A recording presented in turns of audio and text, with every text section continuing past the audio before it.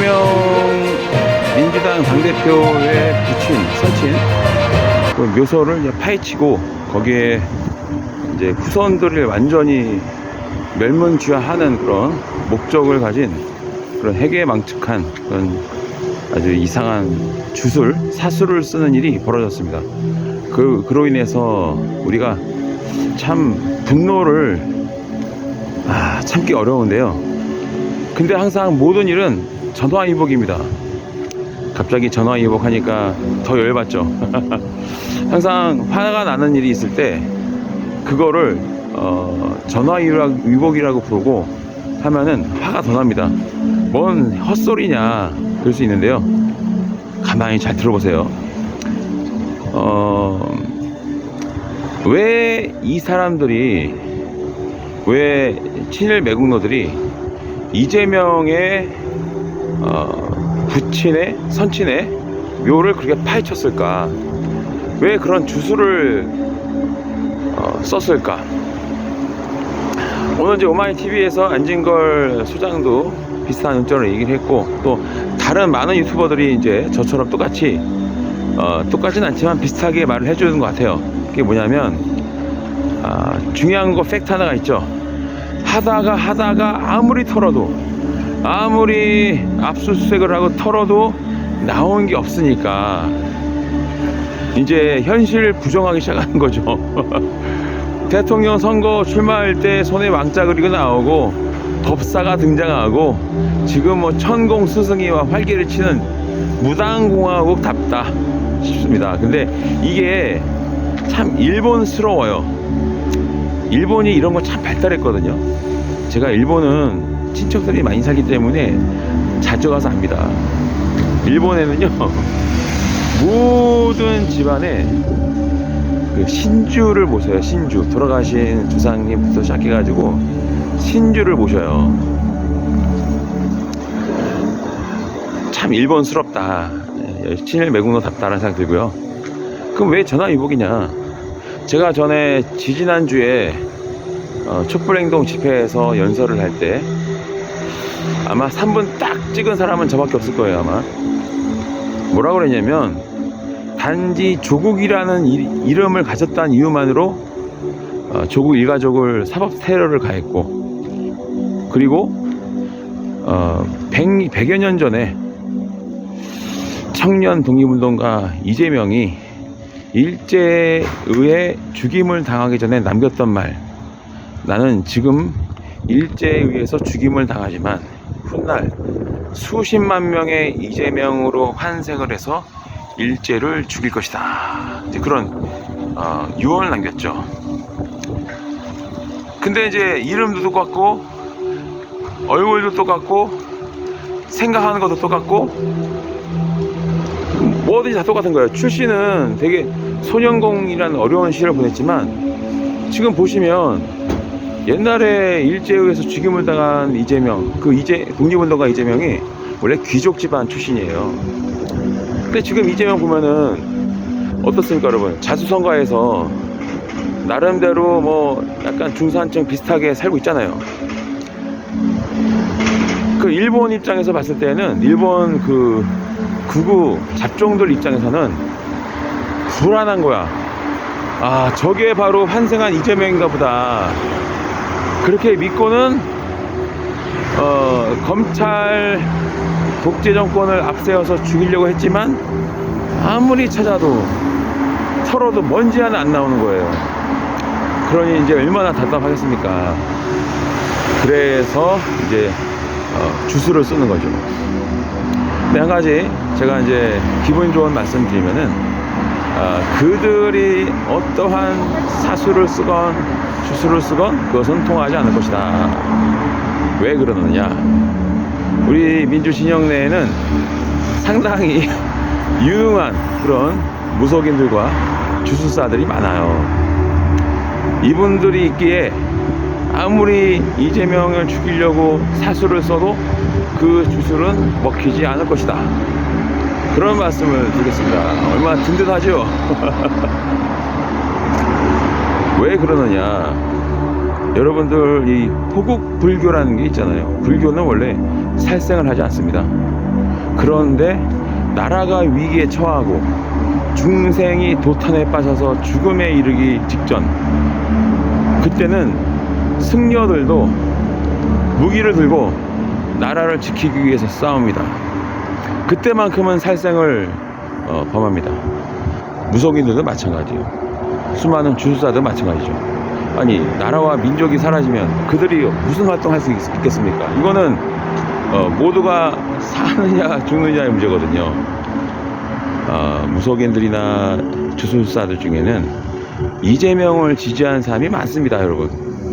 그분들이 든든하게 이재명을 위해서 기도하고 있고, 이재명을 중심으로 해서 이 친일 매국노 적폐 세력을 청산해야 된다라는 단일대우한 그런 한 가지 믿음을 가지고 있기 때문에 이들의 이런 사술은 통하지 않을 것이다, 그런 말씀 드리겠습니다.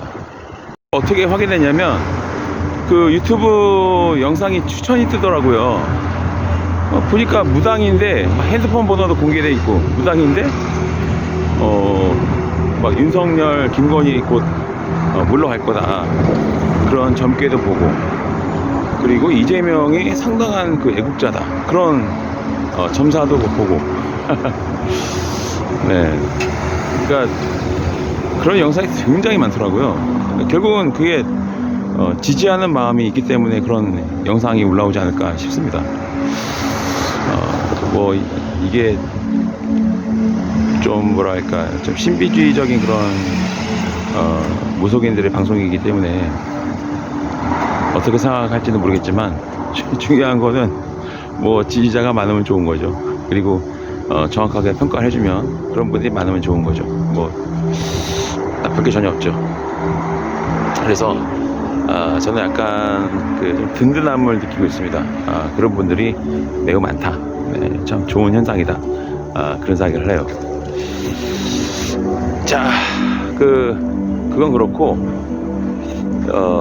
이제 저들이 이제 더 이상 잡을 게 없다, 털 게 없다.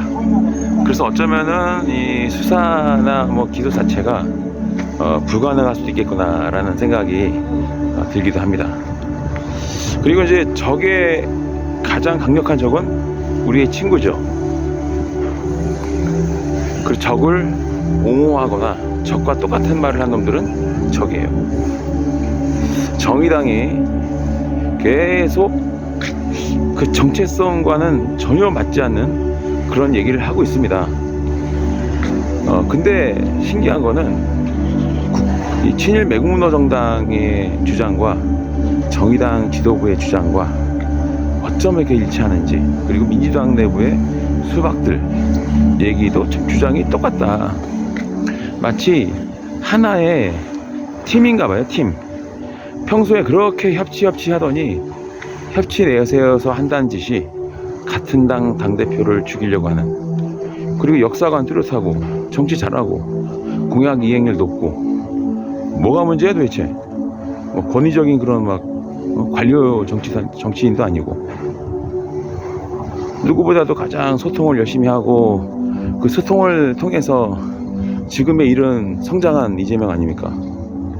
처음에는 그냥 인권 변호사 하다가, 변호사 일 하다가 끊임없는 소통과 그 실천을 통해서, 행동을 통해서 성남시장 되고, 시장 돼서 그 시간을 헛되이 보내지 않고 최대한 능력을 발휘해서 인정을 받고, 그 과정에 많은 시민들이 감동을 하고, 그렇지. 그래서 이제 또 지사까지 되고, 경기도지사 되고 나서 또 꾸준히 활동을, 정치를 잘해서 인정을 받고, 더더욱더 많은 지지자가 생기고, 국가가 위기에 빠졌을 때 누구보다도 민주시민들의 마음을 잘 헤아려주는 그런 연설도 잘하고, 뭐 우리가 바라던, 기다리던 그런 정치인 아닌가요? 뭐 중간에 몇 번의 구설수에 오르기도 했지만 인간이기 때문에 어쩔 수 없는 거고요. 근데 지금 돌아보면은, 지금 뭐 스스로 자기는 친일파가 되려다 말하는 김영환 보면 그 인간이 주도를 해서 했던 주장들이 결국은 궁극적으로 어떤 목적을 가느냐 너무나 자명하지 않나요? 그래서 이 김영환이랑 김부선이 벌인 그런 이 음모 공작 정치가 결국은 아무런 의미 없이 그냥 사라지지 않았습니까? 근데 그때 그 주도했던 그놈이 알고 봤더니 최근에 차라리 친일파가 되겠다라고 공개적으로 말하는 상황이 벌어지고 말았습니다. 결국은 뭐냐면 2013년부터 그렇게 일본 극우 언론이 이재명을 못 찍어 산다리고 2016년부터는 본격적으로 뭐 포퓰리스트네 그러면서 공격을 하고 그게 다 지금 돌아보면 이제 다 이해가 되고 모든 조각이 다 짜맞춰졌다고 생각을 해요. 결국 뭐냐면 대한민국을 다시 지배를 해야 되는데 거기에 걸림돌이 되는 정치인들을 하나씩 죽이고 있는 거거든요. 뭔가 중도 보수층을 끌어안을 수 있었던 안희정을 성 스캔들로 보내고 그 미투를 제기했던 그런 세력이 배우가 어떤 세력인지 좀 의심이 되는 상황이죠. 거기다가 이제 새로 떠오르는 태양 조국이 죽창가를 부르던 그런 애국자잖아요. 독립운동가 동학혁명을 찬양하는 그러니까 이제 뭔가 민족주의적이고 독립운동가를 지향하는 그런 정치인이 갑자기 떡상하기 시작하니까 이름도 하필이면 조국이야. 딸은 또 조민이고. 그러니까 이름만 보고 이름이나 여러 가지 종합해보면 이 인간을 보내지 않으면 식민지를 부활할 수 없다. 그런 판단을 해서 일찌감치 보낸 거 아니에요. 그리고 한간의 소문에 따르면은 그 배우에는 뭐 낙지가 있다. 그런 소문이 또 있지 않습니까? 근데 하필이면 또 낙지는 지일파야. 한일 그 의원 총연맹 그 소속에 또 활동하는 지일파인지 친일파인지 그 당시 나경원인가 누군가가 지일파는 친일파 아니냐 이런 질문을 하기도 했거든요. 확실하지 않아요. 제 어렴풋이한 기억이에요. 그냥 제가 그 국회 대정부질이나 여러 가지 인사청문회나 모르겠는데 이낙연한테 그 당시 미래통합당인가 자유한국당인가 그 의원 중 자유한국당 의원이 나경원이었나 모르겠어요. 그 이낙연은 지일파로 잘 알려져 있는데 지일파가 결국은 친일파 아니냐 그런 질문을 했던 적이 있거든요. 그때 이낙연 지지하는 분들이 좀 난감했죠. 왜냐면 지일파가 곧 친일파 아니겠어요? 솔직히 말해서 어떻게 보면은 한일 의원들 간에 협력하고 교류하고 협치하는 그런 지일파. 지금 국진당의 정진석 발언을 보면은 그 사람도 그 소속인 것 같은데 확인해 봐야겠지만 언론 봤을 때 제가 알기로는 그 지일파 의원 중에 한 명인 것 같은데 하는 짓이 완전히 또 친일 매국노 짓이랑 뭐가 다르냐, 유사시에 자유이대가 뭐 산육하는 게 뭐 어떠냐, 이런 식으로 완전히 이제 이 반일 종족주의 그런 역사를 가지고 있는 이 국진당. 그러면 조국을 그렇게 해서 없애고 이재명을 보내야 되는데 이게 워낙 한상에서 그런지